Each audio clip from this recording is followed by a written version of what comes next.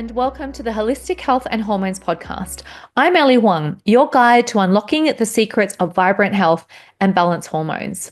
Together, we'll explore empowering strategies, holistic healing modalities, expert insights, and client stories to help you reclaim your vitality and live in harmony with your body. Whether you're navigating the journey of motherhood, seeking natural solutions, or striving for optimal well-being and wanting to live a long and healthy life, you're in the right place. Let's embark on this transformative journey to health, healing, and happiness, one mindful step at a time. Ready? Let's dive in. Did you know that your thoughts, belief, and emotional well-being don't just shape your daily experience? They also play a crucial role in hormonal balance, reproductive health, and overall vitality. In today's episode, we will discuss how mindset can help you with stress, create the optimal foundation for fertility and lasting well-being, because mindset is such an overlooked factor when it comes to our health and fertility. So I'm super excited to be discussing today's episode on the importance of mindset on our health. So let's dive in.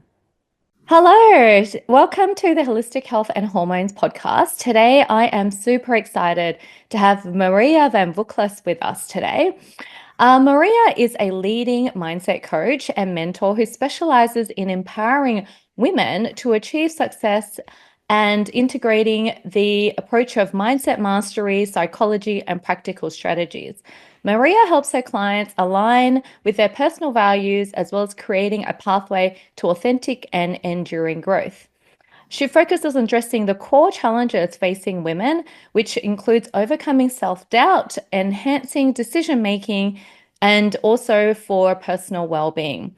She helps by fostering resilience, self-awareness, and a strong sense of purpose. And she also helps her clients by navigating the complexities with clarity and confidence in their lives. She has a deep commitment to helping women thrive, and she is a trusted guide for those seeking balance, both professionally as well as with personal happiness and transforming their success in defined and pursued manner. So welcome, Maria. You've got a whole list of qualifications. It's as long as like an A4 sheet, but welcome to the show and tell us a little bit more about yourself if I haven't touched on what we've covered in your intro. Yeah, thanks, Ellie. Thanks for having me, and it's great to be here. Long list of qualifications. I guess, life is about constant learning. So yeah. I'm sure you've got a long list of qualifications as well. Just a bit about me. I've got a background in naturopathy, so I was a naturopath for about 10 years. I had my own clinics. I've seen a whole range of different people. One of those common themes has been, hormone regulation and how hormones definitely affect not only, weight loss, which was some of my clients, but also those in the professional arena in corporate, how hormones affect those sort of individuals. And so I'm also an NLP trainer, so I help people certified and qualified to use those modalities not only on themselves but others as well. I coach others one-on-one, a vast areas, but specifically in business I see people, so more professional individuals. And Ellie was one of my students, so it's great to see her again. That's led me to here, and now I'm currently in the process of studying a psychology degree and on to the next step. Oh, amazing. Well, I'll definitely ask some questions around psychology. So for those that don't understand or have heard of the what NLP is, can you describe what NLP is and basically how you see that relating to a lot of the mindset and emotional well-being of many of the women in this day and age? Yeah, absolutely. So if we think of NLP as three different sectors or parts to that. So neuro, first part is the nervous system or neurology of the individual, and the integrity of that neurology. And then we have language, which is the language that we use that actually programs our mind, and those behaviors get stored in our neurology. And the programming is the last part of that, is how we actually create our reality, how we move forward, and what behaviors do we do in order to produce those, the language encoded within our neurology. And the programming that we do on ourselves is an easier way to think about this, is the habits that we form and the patterns that we do on a day-to-day basis. And it opens up this emotional state, and it can be either elevating, it can also be disempowering. So depending on how we code ourselves, it impacts the intention of our actions and how we create coherence between our thoughts and feelings. So I see that a lot of clients coming in, I'm sure you've seen this in your line of work as well, like so much of our mindset is just impacting the results that we're getting, whether it is hormonal or, they've got chronic illness. Why is it that so many people have I guess you could say, wrong mindset or not an empowering mindset? What has led to them sort of going down that trajectory, and they find it really hard to get themselves out of those sort of negative thought patterns? Yeah, sure. I think there's no right or wrong in terms of programming, because our programming mainly happens between the ages of 0 to 7. So it really depends on family values, environment, culture, your schooling as well can definitely have an impact on this, and can also shape us as adults, and therefore how we perceive our world as an adult. And in the fertility journey, there's a lot of negative that can happen that in being able to move forward with them. Simple things like happened as a child or as a young teenager or even as a young adult. It may also be how they perceive themselves and see themselves. And what happens is these programming creates the blocks, and also the stress that can be associated in other areas of our environment can also prevent any sort of thought action moving forward in someone's fertility journey, let's say. And so how would you say there are some common misconceptions about how their mindset is actually playing a role in their health? Because a lot of people may not think that their mindset or their thoughts are actually contributing to poor health outcomes or chronic illness, or not the results that they want. There are some people that are very healthy, and there are those who haven't got the right mindset, or, a positive mindset. And that has been possibly, driving a lot of the factors in repeated health outcomes. So what would you say are some of the misconceptions that you see in terms of their mindset and how that's contributing to health? Yeah, sure. So I think a lot of people tell other people that just think positive and it'll change how you perceive things, and it'll change your outcome. However, that's quite a surface kind of way of looking at things, because the wiring within our neurology and our thinking is deep rooted, and what we think and how we behave has to match what our desired outcome is. So we're saying to ourselves, be positive. Behind the door, we're shaming ourselves. It doesn't match the behaviors in order to create that outcome that a person might want. The other thing is I've found in my experience that these individuals believe their body is separate to their mind. So they think they're physically healthy and they're doing things, but what is the, as I say, the laundry or the junk in the trunk that's happening in the mind that's connecting the two? So they see their body as separate to their mind, when in fact the body follows the mind.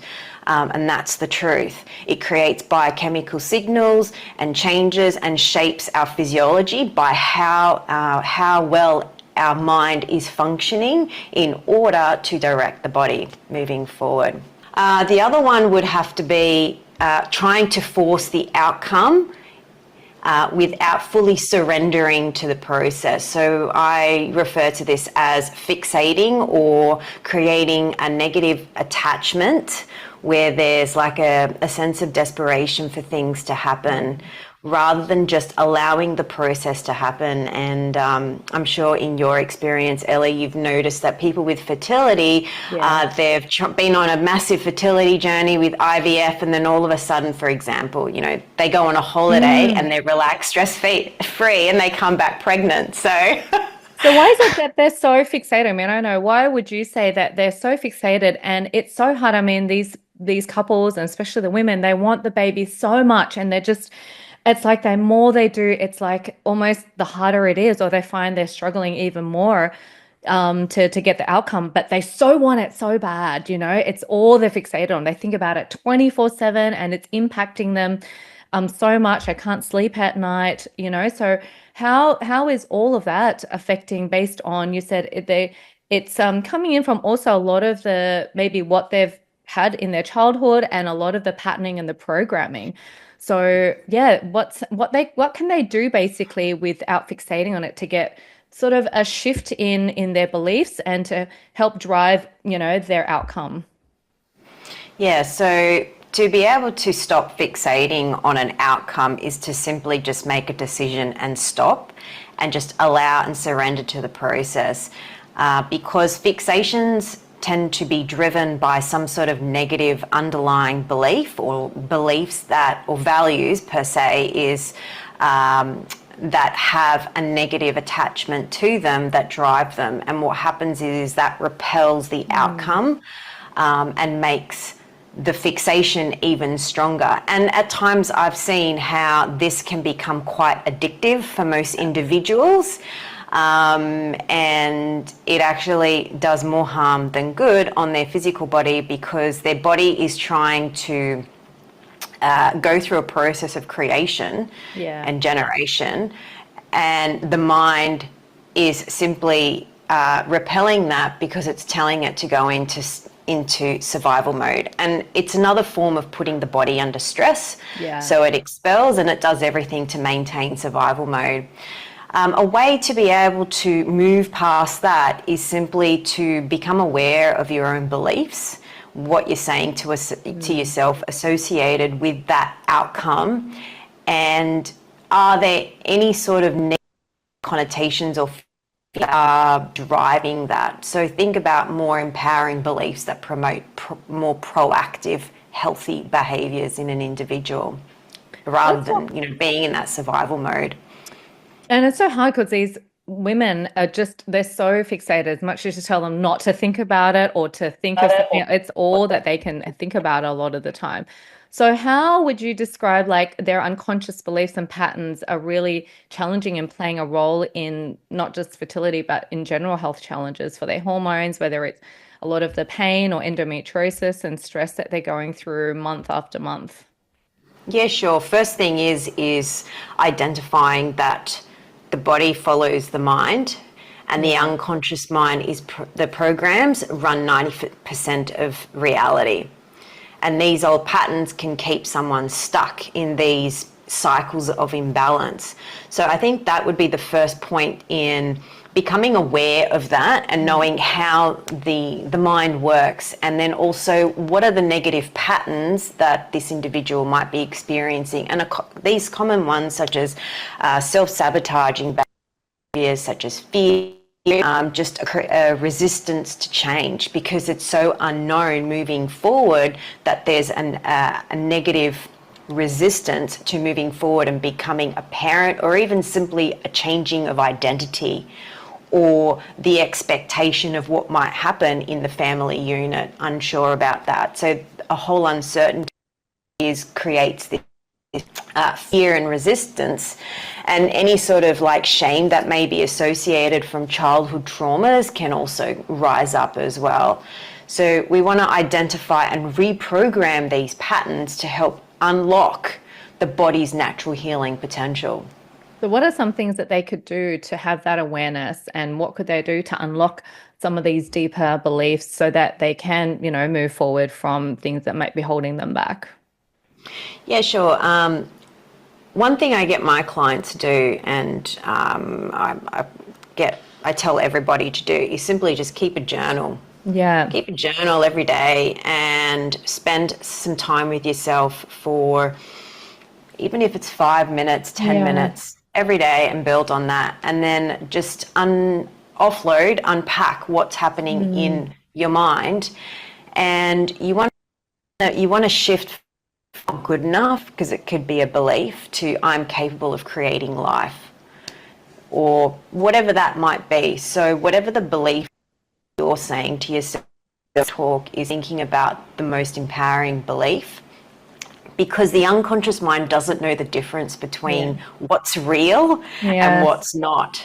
So if you believe it hard enough with volition that I am capable of creating life, the body follows and creates a mindful transformation within the body.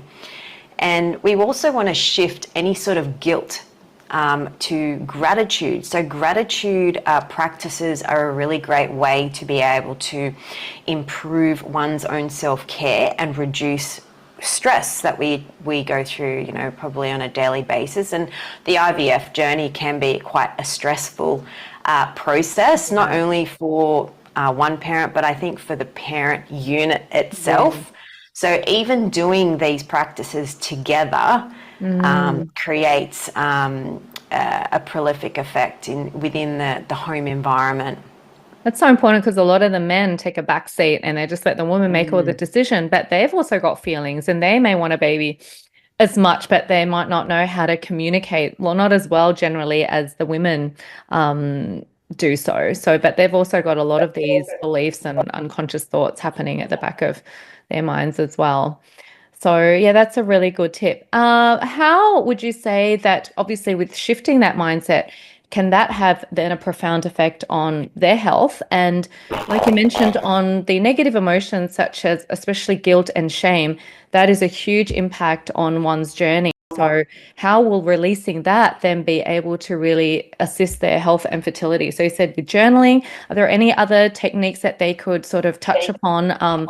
Anything in NLP that they could do that's really effective in shifting a lot of that shame? Because there's a shame around, I can't have a child, you know, my body is, I hear a lot that, you know, my body is failing, you know, I'm going to need IVF, and a lot of that sort of thought process. Yeah, sure. With NLP, you can you do this with a coach essentially. So you can remove any sort of negative anchoring that are associated to past experiences that trigger these emotions. So, for example, any sort of you know, shame that might be, or fear, and clearing these out through, you know, specific NLP techniques. You can also do what we call a change state, leading to a clip that is empowering, and doing that as a daily thing and creating a habit in that simply helps to reprogram that mind, and also anchor in that sound. For example, if you use a certain song that increases, elevates one's state, that can also shift from fight and flight to more calm, and help the body repair itself. And so with a lot of the specific negative thought patterns, what is the particular common among, you say, would you say that you've seen people going through health and hormonal challenges go through? What are some of the specific thought patterns? Yeah, sure. So in terms of things like, I've people say themselves, I'm not good enough, I'm never going to get better. So it's been usually, and it's been this constant long battle that they've been going through this particular problem, and they see me as a last resort. Giving them the hope and the faith to know that things can change, things can get better, and that the body is currently simply just trapped in survival mode at the present moment. All right. So what are some of the simple NLP techniques or exercises? You mentioned the journaling. Any other exercises that people who are listening can do to manage the stress? Because there is so much stress, obviously, going through an infertility journey. And also any other things that they could do to manage the negative emotions during their health challenges or fertility journey. Yeah, sure. So with stress, it's simply also recognizing it as a temporal signal that something needs to change, not at a pertinent state. So knowing that, firstly, that it's simply a sign from the unconscious mind going, hey, so you need to do something right now, otherwise this is not sustainable. And I think finding your own way of being able to relieve, stress, and we hear this word self-care all the time. Yes, it's thrown out. However, I think for individuals, they need to find what it is for them that helps them, recharge their batteries. It might simply be being around other family members that lift them up and really empower them. That's a recharge. An hour in nature, going for a hike or going for a swim at the beach. There's multiple different ways. It might simply be that, you have a bath, or for example, in couples, you have to spend time with each other in terms of, massaging each other, or just touching and holding hands. That might be a way to be able to not only recharge but reconnect with each other as well, because we have to remember it's not just one person in the journey, there are two people. So we have to make sure things are done together and not just individually. Each of them, but also at the end of the day coming together and working as one unit. Also, future pacing is a great tool to be able to get individuals to see what might the picture look like in the future, and give them hope and faith that they can and have the ability to do this, but also with each other, with the partner as well. So doing future pacing together with the partner can definitely help with imagining what that desired outcome looks like, and that it's already happened. There's less negative emotions moving forward because they have that certainty and volition in them. And this might be a day-to-day thing moving forward, not just say, for example, in the next 9 months, what does it look like? Yeah. So it's through the entire journey itself. That is such a powerful process, even with my clients who do the future pacing. If they can see it as being already happened, they're already in the future, they've moved themselves, then your unconscious mind or your body is just moving towards that goal as quickly as it can. So it's so powerful. And like you said, it's doing it with absolute volition. It's sometimes very hard for these couples going through a lot of difficult health challenges for them to even imagine that. So what is some of the baby steps if they can't do imagining that, taking 10 steps forward? What can they do as a small step in between just to move the needle forward a little bit more? Yeah, sure. So I think first of all, it would be becoming more aware of what's happening with your own self. So self-awareness and what I call self-introspection. So having that conversation with yourself and understanding what it is that you're seeing, and process emotions as well, to identify, oh, okay, I feel fear right now, but how is the person processing these emotions? Are they willing and openly having an honest conversation with their partner about how they're feeling, or are they simply just identifying it and then stuffing it down?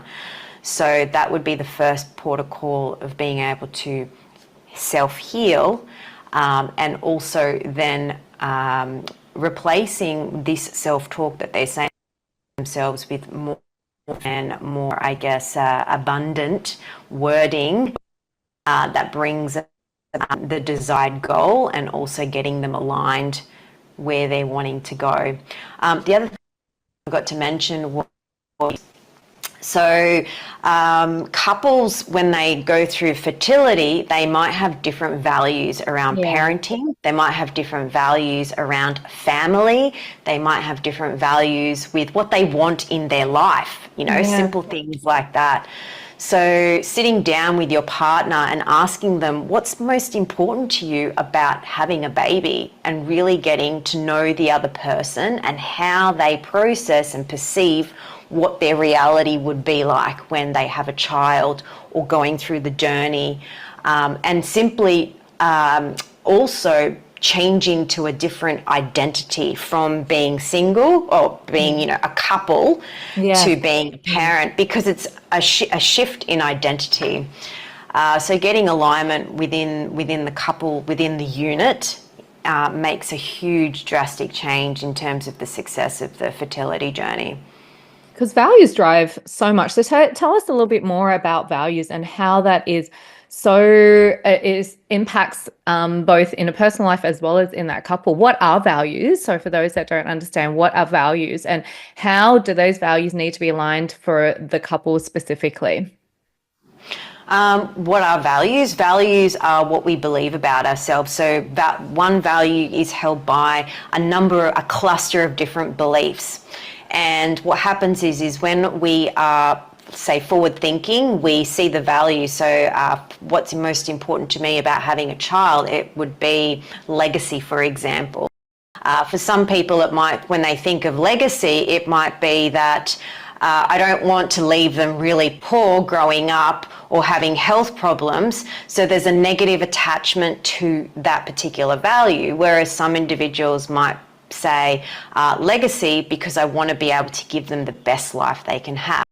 So there's different perspectives on that one value. So the beliefs that attach to that.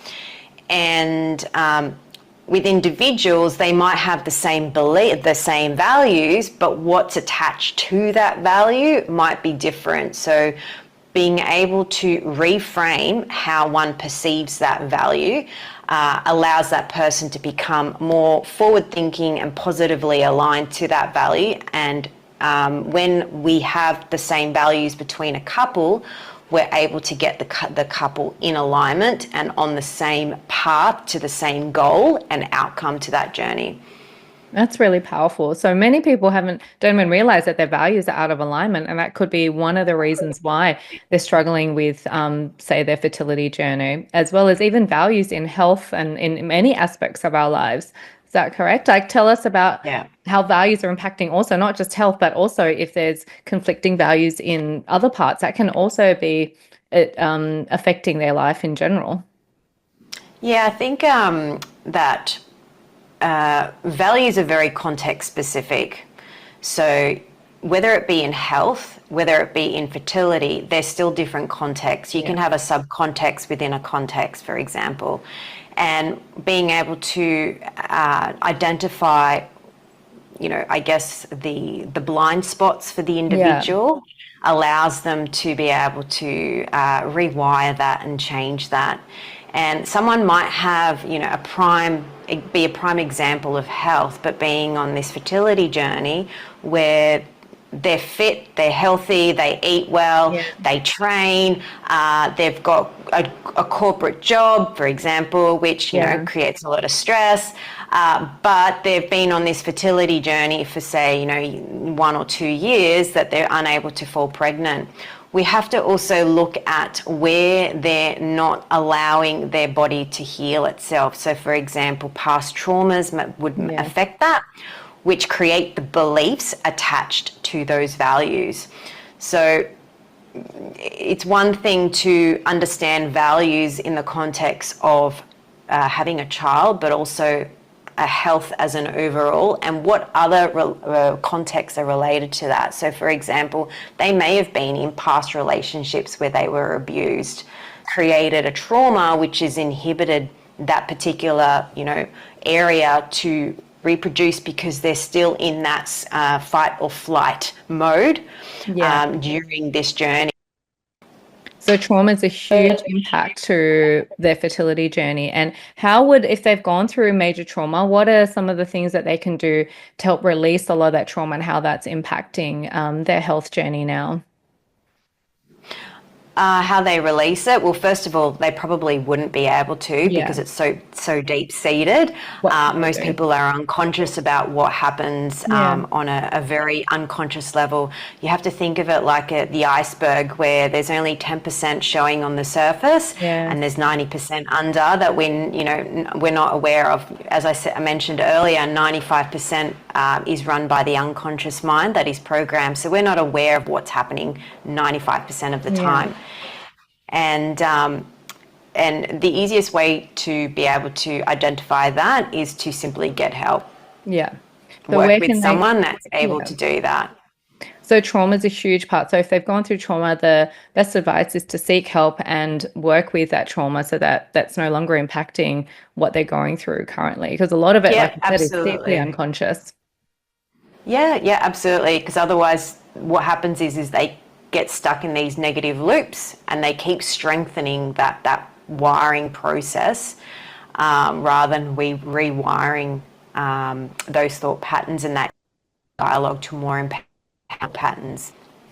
And lastly, let's talk a bit about, obviously a lot of them are going through the fear and the doubts. And you touched on the values, but how would you address the deeper sort of fears and doubts that they have about becoming, I guess, family or being able to fall pregnant even? So a lot of it is fear-based. What can you talk about in terms of fear and what a lot of these clients are going through? Yeah, fear is usually it's the fight or flight. Yeah. It's the survival mode that's running, and that's what's preventing them from moving forward. And this is once again a connection between, there's a disconnect between the mind and the body. So being able to become self-aware of one's own body, and also what the mind is saying to the body that's programming that introspective question. To do that, and you can do that through journaling to help uncover any hidden fears that may be not releasing, to be able to create space for trust for oneself, to go ahead on that journey, and also that faith that they can achieve that outcome. Amazing. And lastly, would you say that there's, first of all, any advice that you would say for the listeners out there who are skeptical about that connection? Because you've talked about it a few times today between mindset, health, and fertility. So, what advice would you have for listeners who are basically skeptical about this body-mind connection? Sure. So your body is the architect, and your mind is what can shift the blue. Okay, and the actions that the body will follow to create that, because it already has a blueprint. It just follows the mind. And if we just simply make small changes, like changing one thought pattern, Yeah. it can create life-changing results by simply those small things as increments. So it's just having that awareness, being mindful of what you're saying, what your thoughts are, and then the body will follow, because it all starts with the mind, right? So where that thought pattern goes, that's where you're creating a lot of the blocks in the body. So shifting that will help the body go out of fight or flight, pretty much. That will Absolutely. allow, yeah, the body go out of fight or flight. So, what does a holistic approach to emotional, mental well-being look like for you? Because you're a naturopath and you do a lot of psychology and you've done all this work with NLP. To you, what does that holistic approach to health and wellness and having a good, healthy hormonal balance look like? Sure. I think it's more about creating alignment with the inner world and the outer actions, and just simply creating a stage of wholeness by doing that.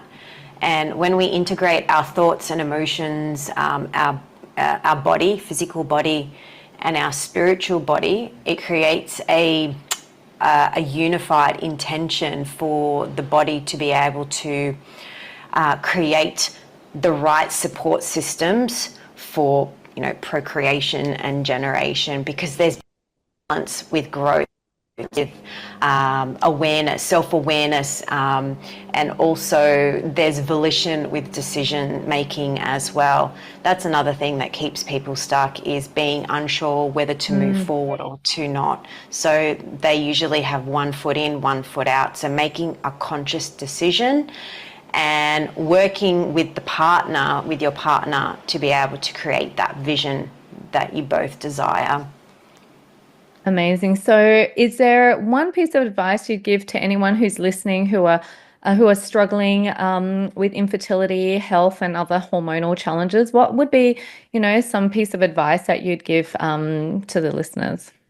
I would say have faith, be kind to yourself, and know that what you perceive you will achieve. So if you do want to be able, or you simply want to be able to have a regular menstrual cycle, so with people with endometriosis, it's about becoming more self-aware in your body and with your mind, and being yourself. Be kind to yourself. I think we beat ourselves up so much a lot of the time, and it is very common for many people out there if something's not going their way, but that is great advice. Thank you, Maria, so much for your wisdom and all your shares and introducing people who don't know about NLP to NLP and the amazing wonders of our unconscious mind. No worries. Thanks for having me. Thanks, Maria. Thank you for tuning in to the Holistic Health and Hormones podcast. If you found today's episode inspiring or informative, please don't forget to subscribe and leave us a review. It will help us reach more people just like you who are on their journey to vibrant health and balance. For more tips, resources, or to work with me, please visit my website or connect with me on socials. And remember, your health is your superpower. So keep nurturing it, and I'll see you next time.